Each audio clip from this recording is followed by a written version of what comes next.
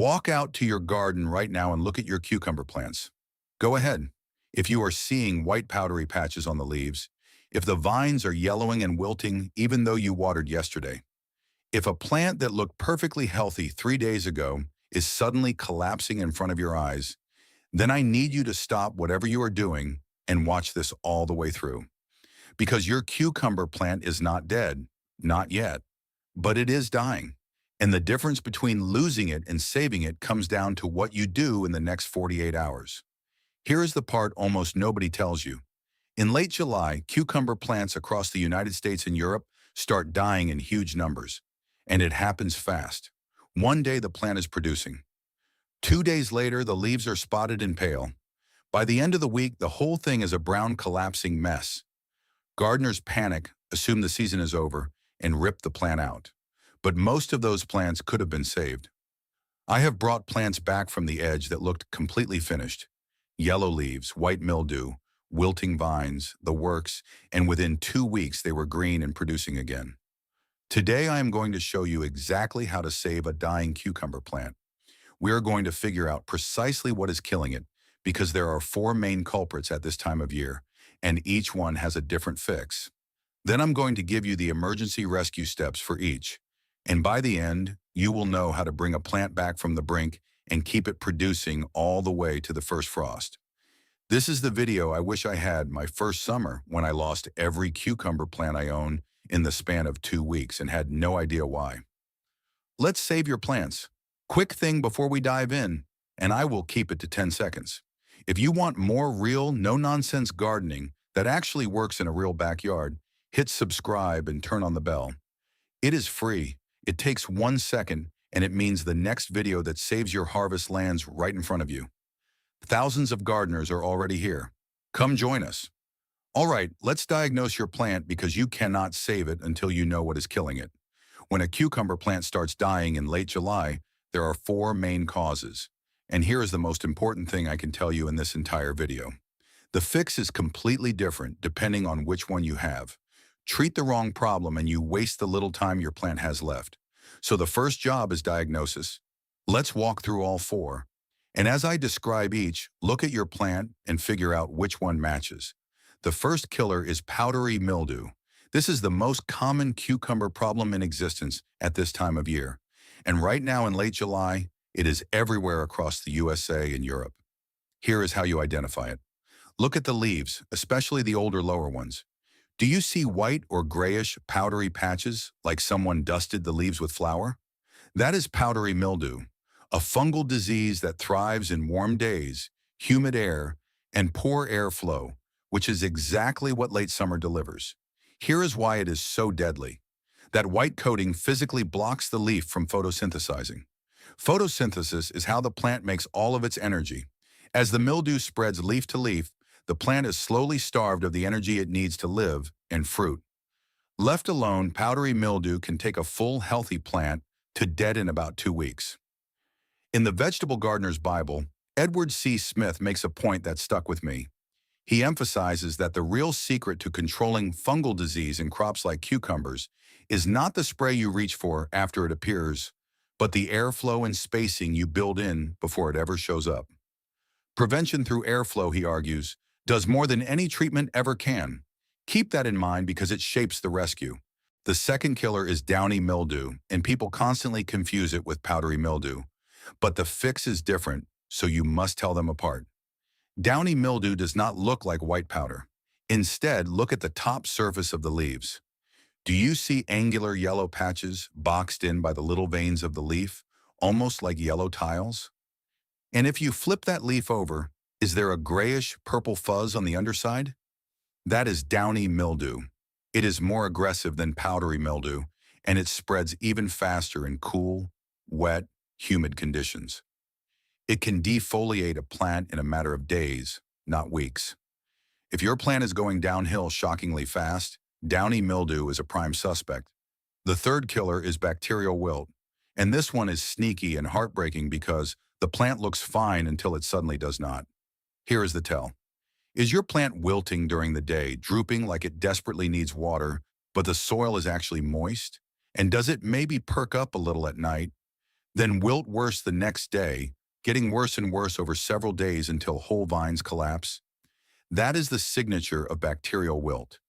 It is a bacterial infection that clogs the plant's internal plumbing, the vessels that carry water up the stem. So no matter how much you water, the water cannot travel up to the leaves. And here is the crucial part. Bacterial wilt is spread by cucumber beetles. Those small yellow and black striped or spotted beetles chew on your plant and inject the bacteria as they feed. So bacterial wilt and a cucumber beetle problem go hand in hand. There is a simple field test for this one. Cut through a wilted stem near the base, then slowly touch the two cut ends together and pull them apart. If you see a sticky, stringy, white ooze stretching between them like a thread, that confirms bacterial wilt. The fourth killer is not a disease at all. It is stress. Specifically, the combination of heat stress, water stress, and nutrient exhaustion that hits every cucumber plant by late July. This is the one that shows up as yellowing and browning leaves, a plant that looks tired and faded all over, and production that is slowed to a crawl. By this point in the season, the plant has poured everything it had into months of growth and fruiting. The soil around its roots is drained of nutrients, and relentless heat plus inconsistent watering have pushed it into decline. It is not infected. It is exhausted and starving. And the good news is that this is often the most rescuable of all four. So those are your four suspects: powdery mildew, the white flower-like coating; downy mildew, the yellow tiles with fuzzy purple undersides; bacterial wilt, the daytime wilting with moist soil and the stringy ooze test; and plain stress, the all-over yellowing and fading of an exhausted plant. Figure out which one or which combination you are dealing with, because now we move to the rescue, and the rescue depends on the diagnosis. Before we get to the rescue, I want to give you one more diagnostic tool, because getting this right is everything. A lot of gardeners look at a struggling cucumber plant and see only yellow leaves, and they assume it is one single problem. But yellowing is a symptom, not a diagnosis, and it shows up in almost all four killers. So here is how to read the yellowing itself, because the pattern of the yellow tells you the cause. If the yellowing is a fine mosaic or mottled pattern mixed with green and the leaves look distorted or crinkled, you may be dealing with a virus often spread by aphids. And the answer there is to control the aphids fast and remove the worst leaves. If the yellowing starts at the leaf edges and moves inward while the whole plant looks faded and tired, that points to the exhaustion and nutrient starvation of the fourth killer. If the yellowing appears in those sharp angular patches boxed in by veins, that is downy mildew showing its hand. And if the lower leaves yellow first while a white dust creeps across them, that is powdery mildew combined with age. Reading the yellow pattern turns a confusing mess into a clear diagnosis. And a clear diagnosis is half the cure. One more thing worth understanding before we rescue anything. And it is the reason late July is such a dangerous window for cucumbers in the first place. Everything that threatens a cucumber plant peaks at the same moment right now. The humidity that fungus loves is at its height. The heat that stresses the plant is relentless. The soil is at its most depleted after months of heavy feeding. The insect populations that were small in June have had 2 full months to explode into thousands. And the plant itself is at its most tired. All of these pressures converge in late July and early August, which is exactly why healthy-looking plants seem to collapse overnight. It is not overnight at all. It is months of building pressure, finally breaking through all at once. Understanding that helps you see why the rescue has to hit multiple problems together, not just one. Let's start the rescue with the most common case, powdery mildew, because this is what most of you are looking at right now.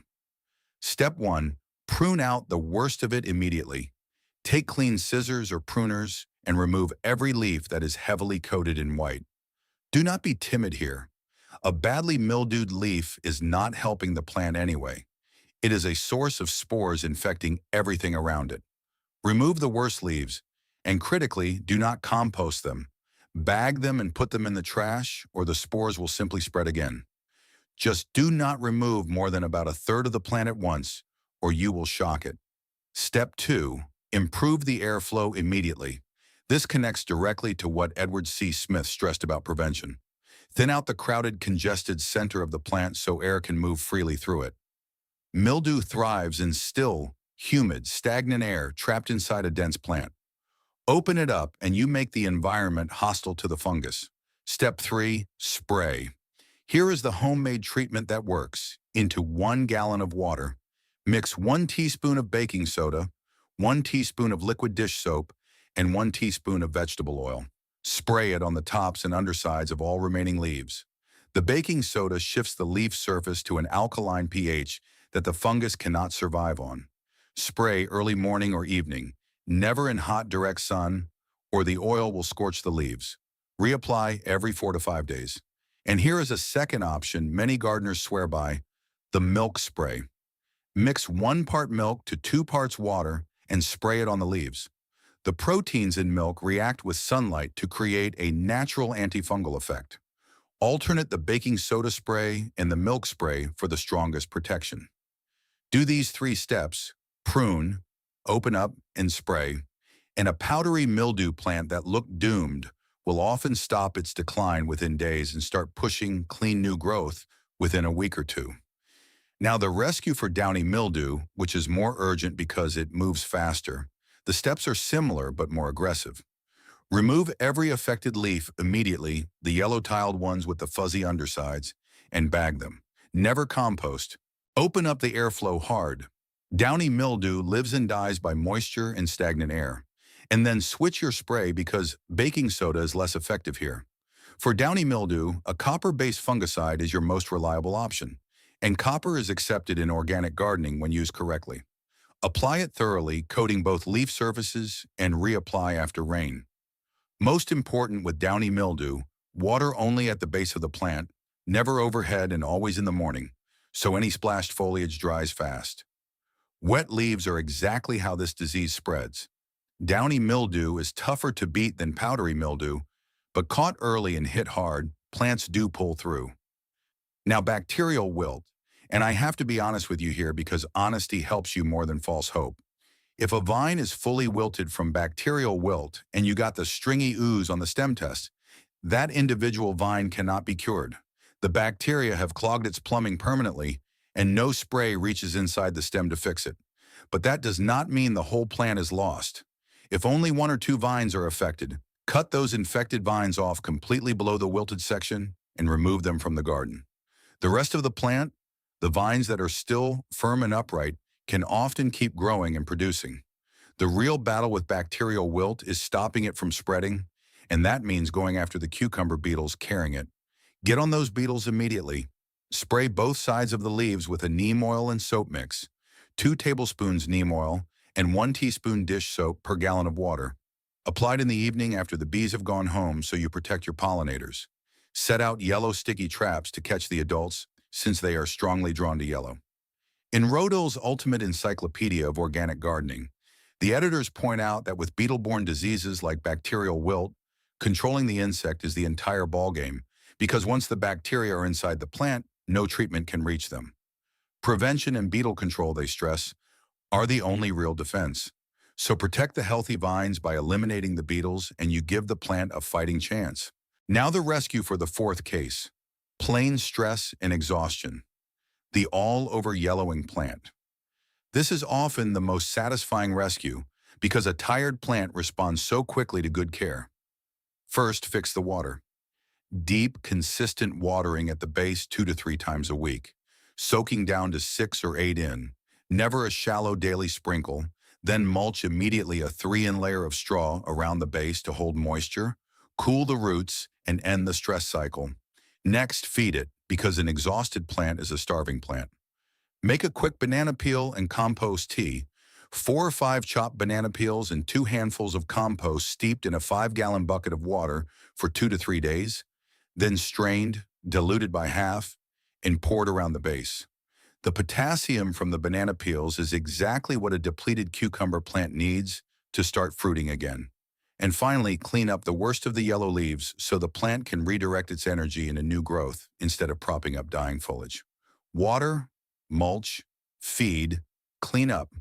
Do that, and an exhausted plant can green up and start producing again within 2 weeks. Now let me give you the universal rescue routine. The things you should do no matter which of the 4 is attacking your plant. Because in late July, it is very often a combination. Number one, prune the damage. Whatever is dying, mildewed, or wilted, remove it and bag it. Give the plant a clean slate. Number two, open up the airflow. Thin the center of every plant. This helps against all fungal disease at once, and it is the single most underrated rescue move there is. Number three, water deep and at the base only. Never overhead, always morning, always deep. Wet foliage spreads disease and shallow water stresses roots. Number four, mulch 3 and of straw. It stabilizes everything, moisture, temperature, and stress all at once. Number five, feed. A depleted late-season plant cannot fight disease or make fruit on empty. The banana peel compost tea refuels it fast. Number six, protect the pollinators and hunt the pests. Spray only in the evening. Go after cucumber beetles and aphids with the neem mix and set your yellow sticky traps. Do those 6 things and you have given a dying cucumber plant every possible chance to recover. And more often than you would believe, it does. Now, once you have saved your plant, you want to keep it from ever getting this sick again. So let me give you the prevention that makes next season far easier. Prevention is always cheaper than rescue. The first prevention is spacing and trellising. Most cucumber disease comes down to stagnant, humid air trapped in a crowded plant. Give your plants room to breathe at least 18 into 2 ft between them and train them vertically up a trellis instead of letting them sprawl on the ground. A trellised plant has air moving through it on all sides. Its leaves dry quickly after rain or dew, and disease struggles to get a foothold. This one change prevents more cucumber death than any spray you can buy. The second prevention is watering discipline. Water at the base, never over the leaves, and always in the morning. Every time you wet the foliage, especially in the evening, you hand fungal spores the moisture and the overnight window they need to germinate. Morning-based watering keeps leaves dry and roots deep. The third prevention is a preventive spray schedule. Do not wait for disease to appear. Starting a few weeks before the trouble season, spray your baking soda or milk solution once a week as a shield. It is far easier to keep spores from ever taking hold than to fight an established infection. Edward C. Smith's core message applies here perfectly, that the garden you set up before problems arrive matters more than anything you do after. The fourth prevention is choosing resistant varieties for next year. Plant breeders have developed cucumber varieties with strong resistance to both powdery and downy mildew, and some with tolerance to bacterial wilt as well. Look for varieties described as disease-resistant on the seed packet or in the catalog description.